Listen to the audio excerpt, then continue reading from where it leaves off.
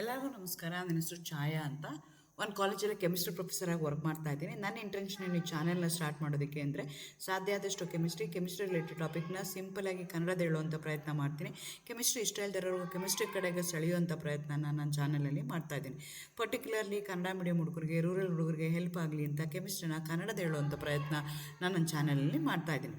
ನೀವೇನಾದರೂ ಸದ್ಯಕ್ಕೆ ರಾಣಿ ಚೆನ್ನಮ್ಮ ಯೂನಿವರ್ಸಿಟಿನಲ್ಲಿ ಓದ್ತಾ ಇದ್ದೀರಾ, ಫಸ್ಟ್ ಇಯರ್ BSc ಓದ್ತಾ ಇದ್ದೀರಾ, ರಾಣಿ ಚೆನ್ನಮ್ಮ ಯೂನಿವರ್ಸಿಟಿನಲ್ಲಿ ಓದ್ತಾ ಇದ್ದೀರಾ ಅಂತಂದರೆ BScನಲ್ಲಿ ಕೆಮಿಸ್ಟ್ರಿನ ಮೇಜರ್ ಸಬ್ಜೆಕ್ಟಾಗಿ ತೊಗೊಂಡಿದ್ದೀರಿ ಅಂತಂದರೆ ನಿಮ್ಗೆ ಆಲ್ರೆಡಿ ಗೊತ್ತಿರುತ್ತೆ 4 ಯೂನಿಟ್ ಇರುತ್ತೆ. 4ನೇ ಯೂನಿಟಲ್ಲಿ 2ನೇ ಯೂನಿಟಲ್ಲಿ ನಿಮಗೆ ಕೆಮಿಕಲ್ ಎನರ್ಜೆಟಿಕ್ಸ್ ಅಂತ ಬರುತ್ತೆ.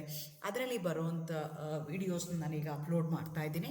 ಯೂನಿಟ್ 1 ಆಗಿರ್ಬೋದು, ಯೂನಿಟ್ 2 ಆಗಿರ್ಬೋದು, 3 4 ಎಲ್ಲ ವೀಡಿಯೋಸ್ ಆಲ್ರೆಡಿ ಅಪ್ಲೋಡ್ ಮಾಡಿದ್ದೀನಿ. ಯೂನಿಟ್ 2ನಲ್ಲಿ 2 ಕಾನ್ಸೆಪ್ಟ್ ಬರುತ್ತೆ.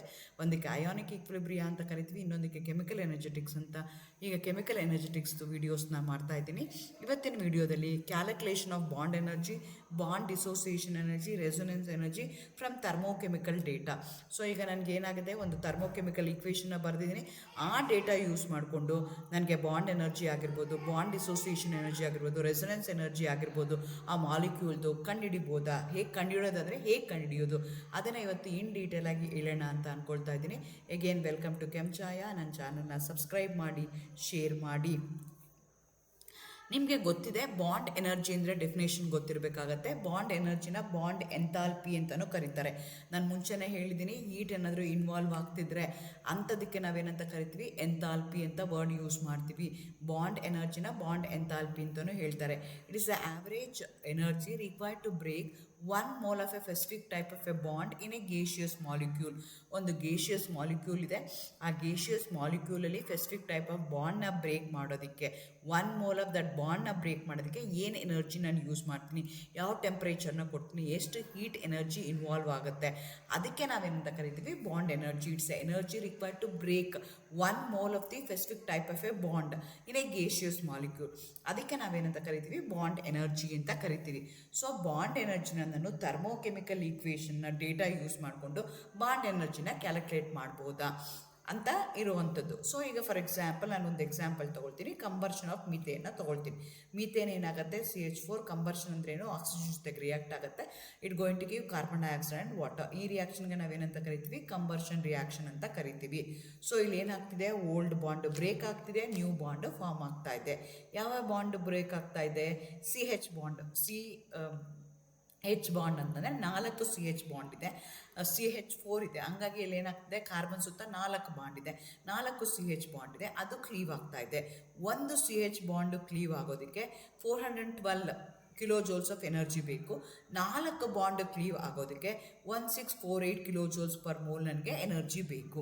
ಅದೇ ಥರ ಆಕ್ಸಿಜನ್ ಇದೆ, ಆಕ್ಸಿಜನಲ್ಲಿ O ಇದೆ, O ಡಬಲ್ ಬಾಂಡ್ O ಇದೆ. ಸೊ ಅದು ಏನಾಗುತ್ತೆ, ಒಂದು ಬಾಂಡ್ ಕ್ಲೀವ್ ಆಗೋಕ್ಕೆ 498 ಬೇಕು. 2 ಬಾಂಡ್ ಇದೆ, ಒಂದು ಸಿಗ್ಮಾ ಬಾಂಡ್ ಇದೆ, ಒಂದು ಪೈ ಬಾಂಡ್ ಇದೆ.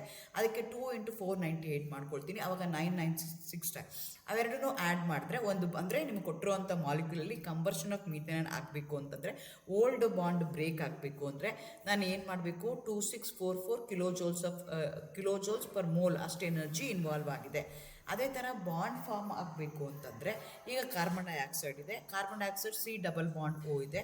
ಸೊ COಗೆ ಸಿಗ್ಮಾ ಬಾಂಡ್ ಇದೆ, CO ಪೈ ಬಾಂಡ್ ಇದೆ. ಸೊ ಒಂದು ಬಾಂಡ್ ಫಾರ್ಮೇಷನ್ ಆಗಿ 799 ಬೇಕು. 2 × 799 ಮಾಡಿದಾಗ 1598 ಕಿಲೋ ಜೋಲ್ಸ್ ಪರ್ ಮೋಲ್ ಬರ್ತಿದೆ.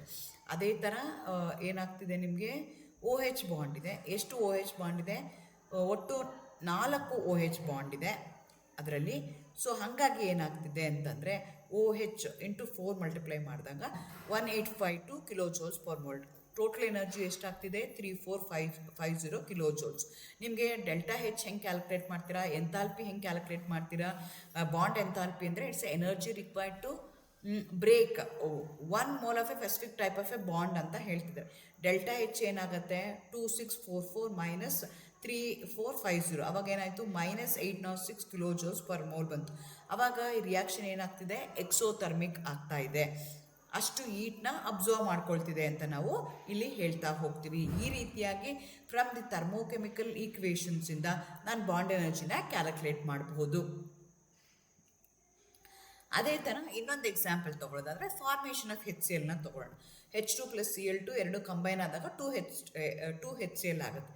ಎಷ್ಟು ಹೆಚ್ಚು ಒಂದೇ ಒಂದು ಬಾಂಡ್ ಇದೆ, ಹಂಗಾಗಿ 436 ಆಯಿತು. Cl ಎಷ್ಟಾಯಿತು, 1 ಬಾಂಡ್ ಆಯಿತು, 242 ಆಯಿತು. ಎರಡು ಆ್ಯಡ್ ಮಾಡಿದ್ರೆ ಏನಾಯಿತು, 678 ಆಯಿತು. ಇದು ಬಾಂಡ್ ಬ್ರೋಕನ್. ಬಾಂಡ್ ಫಾರ್ಮ್ಡ್ ಆಯಿತು ಅಂತಂದರೆ 2 ಹೆಚ್ ಸಿ ಎಲ್ ಇದೆ. ಸೊ 2 × 431 ಮಾಡ್ತೀವಿ, ಅವಾಗ 862 kJ/mol ಆಗುತ್ತೆ. ಹಾಗಾಗಿ ರಿಯಾಕ್ಷನ್ ಇಸ್ ಎಕ್ಸೋಥರ್ಮಿಕ್ ಅಂತ ನಾವು ಹೇಳ್ತೀವಿ. So using the thermochemical equation I can calculate the bond energy. I can calculate the energy involved in that particular reaction. I can classify the given reaction as an exothermic reaction or endothermic reaction. ಮೂರನೇ example ತೊಗೊಳ್ಳೋದಾದರೆ decomposition of water decompose ಆಗ್ತಾ ಇರೋದು H2O2 ಆಗುತ್ತೆ. So ಇದಕ್ಕೆ calculate ಮಾಡಿದ್ರೆ bond broke ಮಾಡಿದಾಗ ನಿಮಗೆ ಎಷ್ಟು ಎನರ್ಜಿ ಬೇಕು, 3740 ಬೇಕು. ಅದೇ ಥರ ಬಾಂಡ್ ಫಾರ್ಮೇಷನ್ಗೆ ಎಷ್ಟಾಗುತ್ತೆ ಅಂತ ಕ್ಯಾಲ್ಕುಲೇಟ್ ಮಾಡಿಕೊಂಡ್ರೆ ಈಗ 482 kJ/mol ಬರುತ್ತೆ. ಹಾಗಾಗಿ ರಿಯಾಕ್ಷನ್ ಇಸ್ ಎಂಡೋಥರ್ಮಿಕ್ ಅಂತ ನಾವು ಹೇಳ್ಬೋದು. ಸೊ ಬಾಂಡ್ ಬ್ರೋಕನ್ ಯಾವುದು, water. So 4OH bond break ಆಗ್ತಿದೆ. ಸೊ ಅವಾಗ ನಮಗೆ ಕಿಲೋಜೋಲ್ಸ್ ಎಷ್ಟು ಬೇಕು, 1852 ಬಂದು. ಅದೇ ಥರ ಬಾಂಡ್ ಫಾರ್ಮೇಷನ್ ಆಗಬೇಕು ಅಂದರೆ HH ಬಾಂಡ್ ಫಾರ್ಮೇಷನ್ ಆಗಬೇಕು, OO ಬಾಂಡ್ ಫಾರ್ಮೇಷನ್ ಆಗಬೇಕು. ಆವಾಗ ನಾನು ಅದನ್ನು ಕ್ಯಾಲ್ಕುಲೇಟ್ ಮಾಡಿದಾಗ ನನಗೆ 482 kJ/mol ಬಂತು. ಕೊಟ್ಟಿರುವಂಥ ರಿಯಾಕ್ಷನು ಎಂಡೋಥರ್ಮಿಕ್ ಅಂತ ನಾನು ಹೇಳ್ಬೋದು. ಇದೇ ಥರ ಬಾಂಡ್ ಡಿಸೋಸಿಯೇಷನ್ ಎನರ್ಜಿ BDE ಅಂತ ಕರಿತೀವಿ. It's energy required to break the specific bond in a molecule to form a radical in a gaseous form. ಇದಕ್ಕೆ ನಾವೇನಂತ ಕರಿತೀವಿ, ಬಾಂಡ್ ಡಿಸೋಸಿಯೇಷನ್ ಎನರ್ಜಿ ಅಂತ ಕರಿತೀವಿ. ಸೊ ಇದನ್ನು ನಾನು ಏನು ಮಾಡ್ಬೋದು, ಅದೇ ಥರ ಹೆಂಗೆ ಕ್ಯಾಲ್ಕುಲೇಟ್ ಮಾಡಿದ್ನಲ್ಲ ಅದೇ ರೀತಿಯೇ ಬಾಂಡ್ ಡಿಸೋಸಿಯೇಷನ್ ಎನರ್ಜಿನ ನಾನು ಕ್ಯಾಲ್ಕುಲೇಟ್ ಮಾಡ್ಕೋಬೋದು. Bond dissociation energy is equal to ΔH product under standard conditions ಇರ್ಬೋದು, standard ΔHF radicals minus ΔHF nought ಮಾಲಿಕ್ಯೂಲ್ದು ನಾನು ಕನ್ಸಿಡರ್ ಮಾಡ್ಕೋಬೋದು. ಫಾರ್ ಎಕ್ಸಾಂಪಲ್ H2 ಮತ್ತು ಡಿಸೋಸಿಯೇಟ್ ಆದಾಗ ಅದೇನಾಗುತ್ತೆ, 2H ಇದಾಗುತ್ತೆ. ಸೊ ಇಲ್ಲಿ ನನಗೇನಾಗ್ತಿದೆ, ΔH ಎಷ್ಟಾಗ್ತಿದೆ, 436 kJ/mol ಆಗ್ತಾ ಇದೆ. ಈ ರೀತಿಯಾಗಿ ಬಾಂಡ್ ಡಿಸೋಸಿಯೇಸ್ ಎನರ್ಜಿನ ನಾನು ಯೂಸಿಂಗ್ ದಿ ಥರ್ಮೋಕೆಮಿಕಲ್ ಈಕ್ವೇಷನ್ಸ್ನ ಕ್ಯಾಲ್ಕುಲೇಟ್ ಮಾಡ್ಬೋದು. ಅದೇ ಥರ third resonance energy also I can calculate. Resonance energy ಅಂದರೆ ಕೆಲವೊಂದು ಮಾಲಿಕ್ಯೂಲ್ಸ್ ಏನಾಗುತ್ತವೆ ಅಂದರೆ ಅದರದ್ದು ಸ್ಟೆಬಿಲಿಟಿ ಜಾಸ್ತಿ ಇರುತ್ತೆ ದ್ಯಾನ್ ದಿ ಎಕ್ಸ್ಪೆಕ್ಟೆಡ್. ಅದಕ್ಕೆ ನಾವೇನಂತ ಕರಿತೀವಿ, ರೆಸೊನೆನ್ಸ್ ಎನರ್ಜಿ ಅಂತ ಕರಿತೀವಿ. ರೆಸೊನೆನ್ಸ್ ಎನರ್ಜಿ ಯಾವಾಗಲೂ ಪಾಸಿಟಿವ್ ಆಗಿರುತ್ತೆ. ಸೊ ಅಂದರೆ ನಾನು ಈಗ determined formation of the molecule with a calculated ಅಂದರೆ ಆ್ಯಕ್ಚುಲಿ ಇರೋ ಅಂಥದ್ದು, ಎಕ್ಸ್ಪೆರಿಮೆಂಟಲಿ ಇರೋ ಅಂಥದ್ದು ಮತ್ತು ಥಿಯರಿಟಿಕಲಿ ಇರುವಂಥದ್ದು, ಅವೆರಡರ ಮಧ್ಯೆ ಇರೋ ಡಿಫ್ರೆನ್ಸ್ ನಾನು ಕ್ಯಾಲ್ಕುಲೇಟ್ ಮಾಡ್ತೀನಿ. ಅವೆರಡು ಡಿಫ್ರೆನ್ಸ್ ಏನಿರುತ್ತಲ್ಲ ಅದಕ್ಕೆ ನಾನೇನಂತ ಕರಿತೀನಿ, resonance energy. Resonance energy is the difference between the experimentally determined heat of formation of a molecule and a calculated heat of formation based on its most stable resonance structure. Resonance energy is always a positive value. From ಇದನ್ನು ಎರಡು ಥರ calculate ಮಾಡ್ಬೋದು. Heat of ಹೈಡ್ರೋಜನೇಷನ್ ತೊಗೊಂಡೆ ಅಂತ ಇಟ್ಕೊಳ್ಳೋಣ. Resonance energy ಇದ್ದರೆ ΔH ಹೈಡ್ರೋಜನೇಷನ್ actual minus theoretical ಏನಾಗುತ್ತೆ ಅಂತ. ಫಾರ್ ಎಕ್ಸಾಂಪಲ್ ಬೆನ್ಝೀನ್ನ ತೊಗೊಳ್ಳೋಣ. ಬೆನ್ಝೀನ್ಗೆ ಈಕ್ವಲೆಂಟ್ ಆಗಿರೋಂಥ ಸೈಕ್ಲಿಕ್ ಮಾಲಿಕ್ಯೂಲ್ನ ತೊಗೊಳ್ಳೋದಾದರೆ ಅದನ್ನು ಸೈಕ್ಲೋಹೆಕ್ಸೀನ ತೊಗೊಳ್ತೀವಿ. ಸೊ ಸೈಕ್ಲೋಹೆಕ್ಸೀನ್ಗೆ ಏನಾಗುತ್ತೆ ಅಂತಂದರೆ ಎಷ್ಟು ಡಬಲ್ ಬಾಂಡ್ ಇದೆ, ಒಂದು ಡಬಲ್ ಬಾಂಡ್ ಇದೆ. ಆ ಡಬಲ್ ಬಾಂಡ್ಗೆ ಏನು ಮಾಡ್ತಾ ಇದ್ದೀನಿ, ನಾನು ಹೈಡ್ರೋಜನ್ ಆ್ಯಡ್ ಮಾಡ್ತಾ ಇದ್ದೀನಿ. ಆ ರಿಯಾಕ್ಷನ್ಗೆ ನಾನು ಏನಂತ ಕರಿತೀನಿ, ಹೈಡ್ರೋಜನೇಷನ್ ರಿಯಾಕ್ಷನ್ ಅಂತ ಕರಿತಾ ಇದ್ದೀನಿ. ಒಂದು ಡಬಲ್ ಬಾಂಡ್ ಇದೆ, ಆ ಡಬಲ್ ಬಾಂಡ್ಗೆ ಏನು ಮಾಡ್ತಾ ಇದ್ದೀನಿ, 1 mol ಹೈಡ್ರೋಜನ್ ಆ್ಯಡ್ ಮಾಡ್ತಾ ಇದ್ದೀನಿ, H2ನ ಆ್ಯಡ್ ಮಾಡ್ತಾ ಇದ್ದೀನಿ. ಆವಾಗ ಏನು ಎನರ್ಜಿ ಆಗುತ್ತೆ ಅಂದರೆ 120 kJ ಆಗುತ್ತೆ. ಅದೇ ಥರ ಬೆನ್ಸಿನಲ್ಲಿ ಎಷ್ಟು ಡಬಲ್ ಬಾಂಡ್ ಇದೆ, 3 ಡಬಲ್ ಬಾಂಡ್ ಇದೆ. 3 ಡಬಲ್ ಬಾಂಡ್ನ ನಾನು ಸ್ಯಾಚುರೇಟೆಡ್ ಅನ್ಸ್ಯಾಚುರೇಟೆಡ್ ಕಾಂಪೌಂಡ್ನ ಸ್ಯಾಚುರೇಟೆಡ್ ಕಾಂಪೌಂಡಾಗಿ ಕನ್ವರ್ಟ್ ಮಾಡಬೇಕು ಅಂದರೆ 3 × -120 ಮಾಡಿಕೊಂಡ್ರೆ -360 kJ/mol ಬರಬೇಕು. ಆದರೆ ಆ್ಯಕ್ಚುಯಲ್ ಹೈಡ್ರೋಜನೇಷನ್ ಆಫ್ ಬೆನ್ಝೀನ ತೊಗೊಂಡು 3 moles ಆಫ್ ಹೈಡ್ರೋಜನ್ ಆ್ಯಡ್ ಮಾಡಿದಾಗ ಎಷ್ಟು ಎನರ್ಜಿ ಇನ್ವಾಲ್ವ್ ಆಗ್ತಿದೆ ಅಂದರೆ -208 kJ/mol. ಅಂದರೆ ಥಿಯರಿಟಿಕಲಿ ಬೇರೆ ಇದೆ, ಎಕ್ಸ್ಪೆರಿಮೆಂಟಲಿ ಬೇರೆ ಇದೆ. ಸೊ ಅವೆರಡರ ಮಧ್ಯೆ ಇರುವಂಥ ಡಿಫ್ರೆನ್ಸ್ ಏನಿದೆಯಲ್ಲ ಆ ಡಿಫ್ರೆನ್ಸ್ಗೆ ನಾವೇನಂತ ಕರಿತೀವಿ, ರೆಸೊನೆನ್ಸ್ ಎನರ್ಜಿ ಅಂತ ಹೇಳ್ತೀವಿ. ರೆಸೊನೆನ್ಸ್ ಎನರ್ಜಿ ಏನು ಹೇಳುತ್ತೆ ಅಂದರೆ ಕೊಟ್ಟಿರೋವಂಥ ಮಾಲಿಕ್ಯೂಲು ಸ್ಟೇಬಲ್ಲ ಅನ್ಸ್ಟೇಬಲ್ಲ ಅಂತ ನನಗೆ ಹೇಳೋದಕ್ಕೆ ಹೆಲ್ಪ್ ಮಾಡುತ್ತೆ. ಬೆನ್ಝೀನ್ದು ರೆಸೊನೆನ್ಸ್ ಎನರ್ಜಿ ಎಷ್ಟಾಗುತ್ತೆ ಅಂತಂದರೆ ಥಿಯರಿಟಿಕಲಿ ಎಷ್ಟಿತ್ತು, 360 ಬರಬೇಕಾಗಿತ್ತು. ಪ್ರಾಕ್ಟಿಕಲಿ ಎಷ್ಟು ಬರ್ತಿದೆ, ಆ್ಯಕ್ಚುಲಿ ಎಷ್ಟು ಬರ್ತಿದೆ, 208 ಬರ್ತಿದೆ. ಸೊ ಹಾಗಾಗಿ plus 152 kilo joules per mole ಆಗುತ್ತೆ. ಈ ರೀತಿಯಾಗಿ using the thermochemical data, using the thermochemical reaction, I can easily calculate the bond energy, bond dissociation energy and resonance energy.